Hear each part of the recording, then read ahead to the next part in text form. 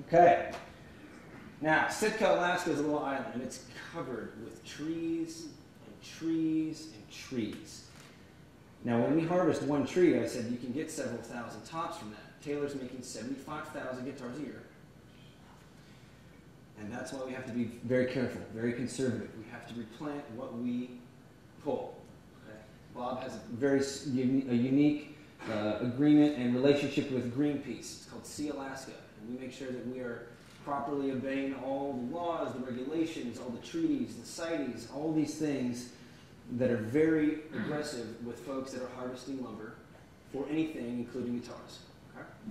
Now, maple and the 600 series have been some of the most popular guitars we've ever sold. People love them, but they don't know why. Because everybody goes home and they get the guitar and this is what they do. Because this is what you do with a guitar. You just play it. Okay? But if you look in the back of any manufacturer's registration card, the first thing they're going to tell you is that tone is not covered under warranty.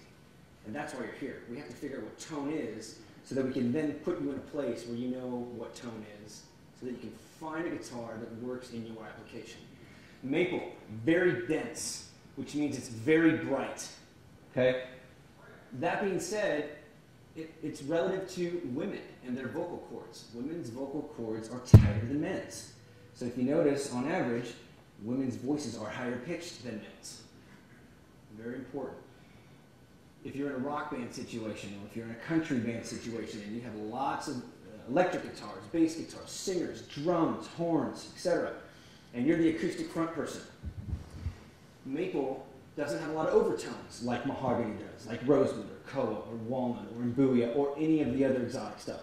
Okay, because if you've got bass on one hand and you've got treble on the other, remember mahogany cedar sits right here. With our maple guitars, that stuff slides right up towards the top end. A lot of treble, a lot of pick noise, a lot of attack, but it doesn't have a lot of sustain, and it sits right in its own space in the mix. So if you're playing a live scenario, you don't have to turn that guitar up real loud to be heard.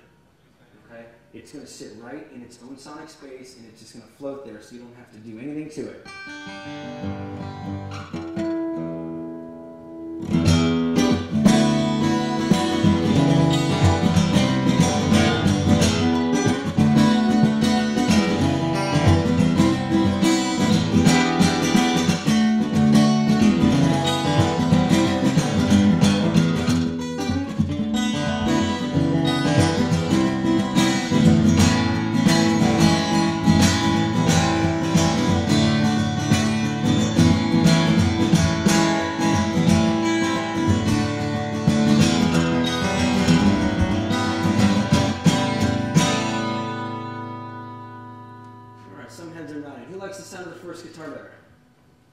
Who likes the sound of the second guitar better?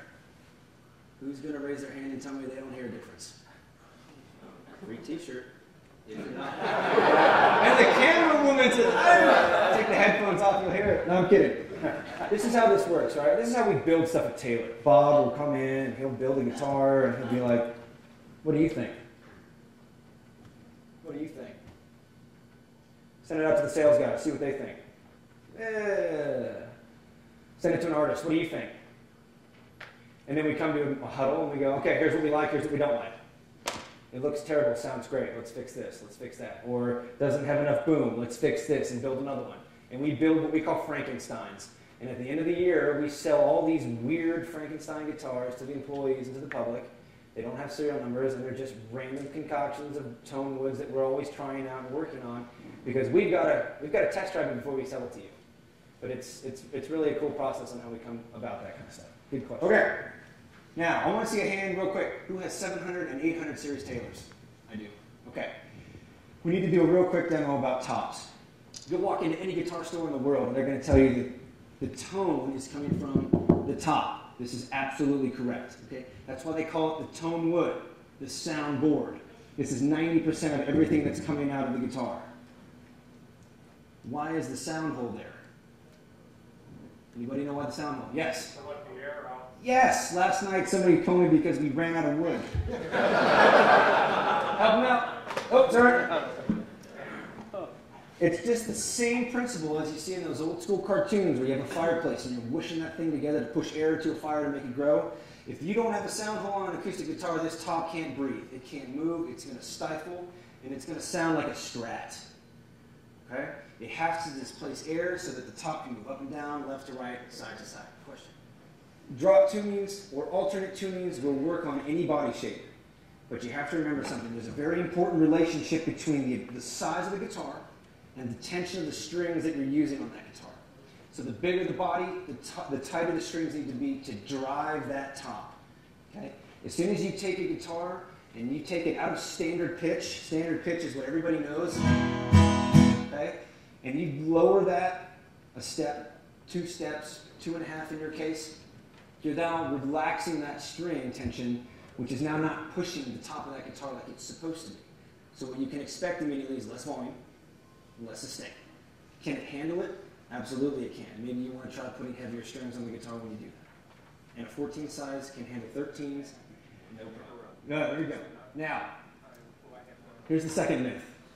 The difference between something good and something great is the story that comes along with it. And everybody in this room has a guitar that they found on eBay for $15, or they got from their great-grandfather for free, or they built it out of their shed, and it's the best sounding thing they've ever played. And every guitar they're ever going to buy going forward has to compare. Okay? First, buying an acoustic guitar is one of the most romantic purchases you're ever going to make. It's like buying a diamond. You have to experience the guitar in person. You have to hold it to your chest and play it. Because if not, it's like listening to yourself on your answering machine at home. You go, that doesn't sound like me.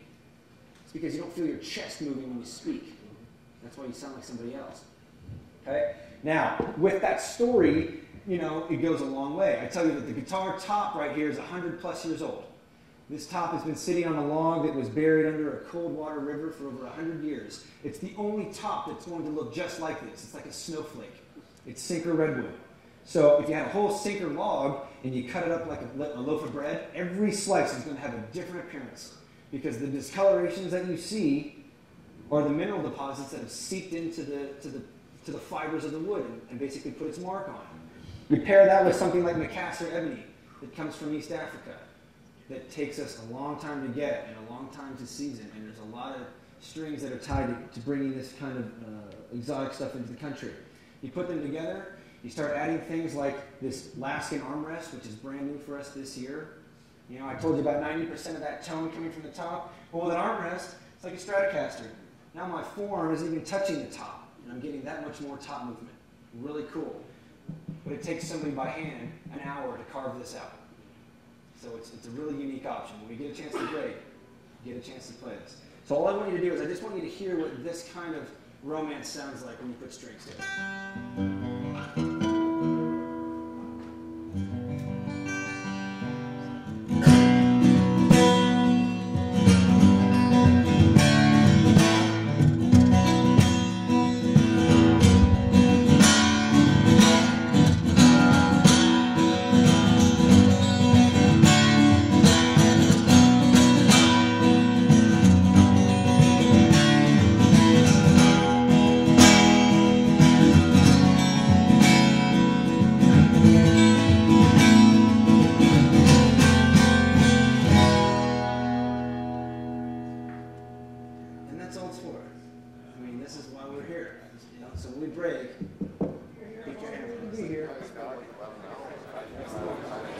I'm sorry.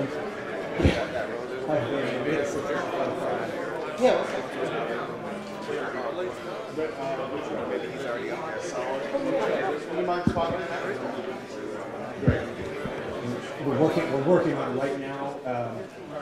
Hey, Jason, can you turn the PA off? Yeah, that's what I'm on.